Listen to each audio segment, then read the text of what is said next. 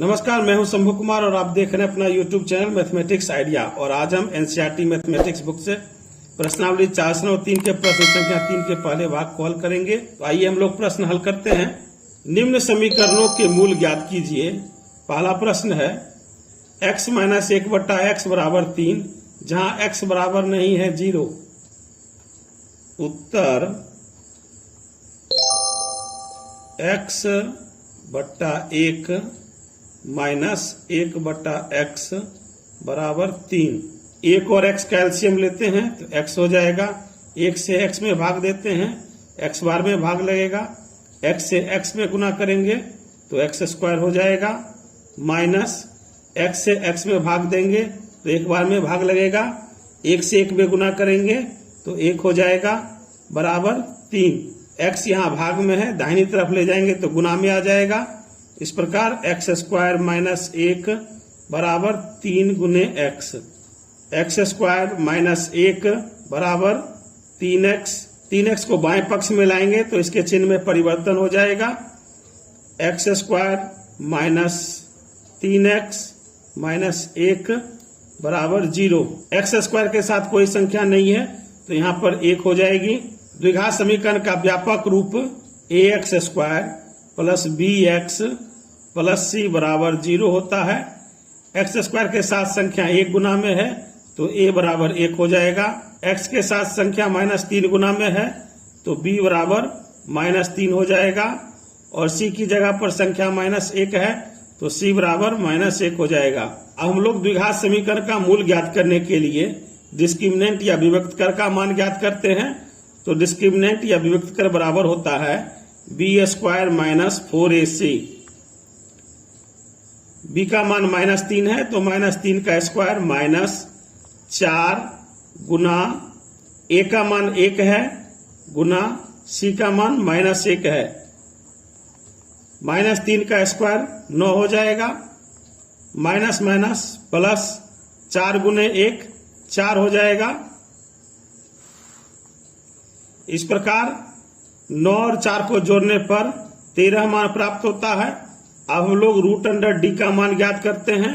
तो √d बराबर d का मान 13 है तो √d बराबर 13 हो जाएगा। 13 का वर्गमूल नहीं निकलेगा। अब हम लोग द्विघात समीकरण का मूल ज्ञात करेंगे। अल्फा बराबर -b plus √d by 2a minus b का मान -3 है प्लस √d का मान √13 है बट्टे 2 a का मान 1 है। इस प्रकार माइनस माइनस प्लस हो जाएगा। 3 प्लस √13 बट्टे 2 गुने 1 2 हो जाएगा। इस प्रकार अल्फा बराबर 3 प्लस √13 बट्टे 2 मान प्राप्त होता है। इसी प्रकार बीटा बराबर -b minus √d by 2a minus b का मान -3 है माइनस √13 बट्टे 2 a का मान 1 है। इस प्रकार माइनस माइनस प्लस हो जाएगा। 3 माइनस √13 बट्टे 2 गुने 1 2 हो जाएगा। इस प्रकार बीटा का मान 3 माइनस √13 बट्टे 2 मान प्राप्त होता है। इस प्रकार हमें उत्तर के रूप में अल्फा बराबर 3 प्लस √13 बट्टे 2 और बीटा का मान 3 माइनस √13 बट्टे 2 मान प्राप्त होता है। इस प्रकार प्रश्न का हल ज्ञात हो चुका है। प्रश्नावली 403 के प्रश्न संख्या 3 के दूसरे भाग को हल करेंगे। तो आइए हम लोग प्रश्न हल करते हैं। दूसरा प्रश्न है 1/x + 4 माइनस 1/x - 7 बराबर 11/30। उत्तर x + 4 और x - 7 दोनों अलग अलग संख्याएं हैं तो हम लोग इसका एलसीएम ले लेते हैं। हम लोग जानते हैं कि जब अलग अलग संख्या हो जिनका अभाज्य गुणनखंडन नहीं किया जा सकता है तो उसे गुणा के रूप में लिख देते हैं। तो यहाँ पर संख्या है x + 4 गुने x - 7 एलसीएम ले लेते हैं।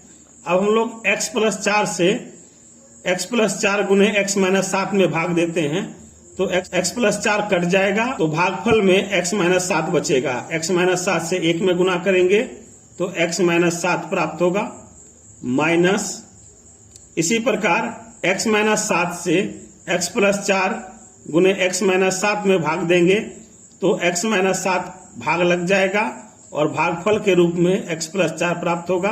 तो हम लोग x प्लस 4 से 1 में गुना कर देते हैं तो 1 में x प्लस 4 से गुना करेंगे तो x प्लस 4 मान प्राप्त होगा बराबर 11/30। x माइनस 7 माइनस से प्लस x में गुना करते हैं तो minus x minus plus minus हो जाएगा 4 x से x माइनस 7 में गुना करते हैं तो लिखेंगे x गुने x माइनस 7 प्लस 4 गुने x माइनस 7 बराबर 11/30। x प्लस में है और x माइनस में है तो यह कट जाएगा। इस प्रकार माइनस 7 माइनस 4 बट्टे x गुने x स्क्वायर हो जाएगा माइनस 7 गुने x 7x प्लस 4 गुने x plus 4x plus minus minus 4 गुने 7 28 हो जाएगा बराबर 11/30।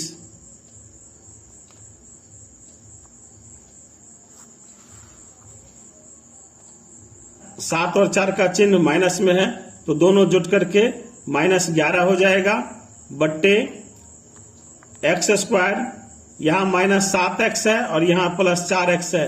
4x में से 7x घटाएंगे तो माइनस 3x माइनस 28 बराबर 11/30 मान प्राप्त होगा। अब हम लोग क्रॉस मल्टीप्लीकेशन करते हैं तो माइनस 11 गुने 30 बराबर 11 गुने x square minus 3x minus 28।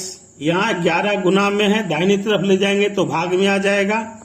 इस प्रकार माइनस 30 बराबर 11 x square minus 3x minus 28 बट्टे 11, 11 भाग लग जाएगा। इस प्रकार माइनस 30 बराबर x square minus 3x minus 28। Minus 30 को हम लोग दाहिनी तरफ ले जाते हैं तो प्लस में आ जाएगा तो यहाँ 0 हो जाएगा तो 0 बराबर x square minus 3x minus 28 plus 30। इस प्रकार x स्क्वायर माइनस 3x 30 में से 28 घटाएंगे तो प्लस 2 मान प्राप्त होगा बराबर 0। अब हमें यह द्विघात समीकरण प्राप्त हो चुका है। एक्स स्क्वायर के साथ कोई संख्या नहीं है तो यहाँ संख्या 1 हो जाएगी। अब हम लोग ए बी सी का मान ज्ञात करते हैं तो हम लोग जानते हैं कि द्विघात समीकरण का व्यापक रूप a x square plus b x plus c बराबर 0 होता है। एक्स स्क्वायर के साथ संख्या 1 गुना में है तो ए बराबर 1 हो जाएगा। एक्स के साथ माइनस 3 गुना में है तो बी बराबर माइनस 3 हो जाएगा और सी के स्थान पर प्लस 2 मान है तो सी बराबर 2 हो जाएगा। इस प्रकार ए बराबर 1, बी बराबर माइनस 3 और सी बराबर 2 मान प्राप्त होता है। अब हम लोग विविक्त कर या डिस्क्रिमिनेंट का मान ज्ञात करते हैं तो डिस्क्रिमिनेंट बराबर होता है B square minus 4ac। B यहाँ पर माइनस 3 है तो माइनस 3 का स्क्वायर माइनस 4, ए की जगह पर हम लोग गुना में 1 लिख देंगे और सी की जगह पर गुना में 2 लिख देंगे। माइनस 3 का स्क्वायर प्लस 9 हो जाएगा माइनस 4 गुना 8। 9 में से 8 घटाएंगे तो 1 मान प्राप्त होगा। इस प्रकार d बराबर 1 मान प्राप्त होता है। अब हम लोग रूट अंडर d का मान ज्ञात करते हैं तो रूट अंडर d बराबर रूट अंडर 1 का वर्गमूल निकालेंगे तो 1 मान प्राप्त होगा। अब हम लोग द्विघात समीकरण के मूल ज्ञात करेंगे। द्विघात समीकरण के मूल अल्फा बराबर minus B plus root D by 2a b यहाँ पर -3 है तो -3 प्लस रूट अंडर डी का मान 1 मान प्राप्त हुआ है बट्टा 2 गुना a का मान 1 है तो गुना में 1 लिख देते हैं। इस प्रकार माइनस माइनस प्लस हो जाएगा, +3 प्लस 1 बट्टे 2 गुने 1 2 हो जाएगा। जोड़ेंगे तो 4 मान प्राप्त होगा बट्टे 2, 4 में 2 से भाग लगाएंगे तो 2 बार में भाग लग जाएगा। इस प्रकार अल्फा बराबर 2 मान प्राप्त होता है। अब हम लोग बीटा का मान ज्ञात करेंगे तो बीटा बराबर -b minus root under D by 2a minus b का मान -3 है माइनस रूट अंडर डी का मान 1 है बट्टे 2 गुना a का मान 1 है।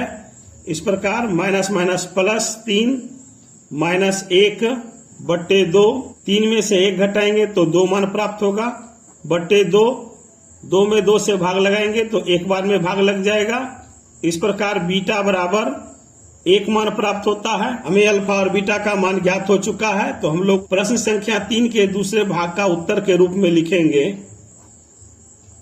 उत्तर अल्फा बराबर 2 और बीटा बराबर 1। इस प्रकार प्रश्न का उत्तर ज्ञात हो चुका है। आशा करता हूं कि आप लोग यह प्रश्न अच्छी तरह से समझ गए होंगे। यदि आपने अभी तक चैनल को सब्सक्राइब नहीं किया है तो कृपया चैनल को सब्सक्राइब कर लें, वीडियो को लाइक करें, ज्यादा से ज्यादा शेयर करें और वीडियो के बारे में अपनी प्रतिक्रिया कमेंट बॉक्स में अवश्य दें। धन्यवाद।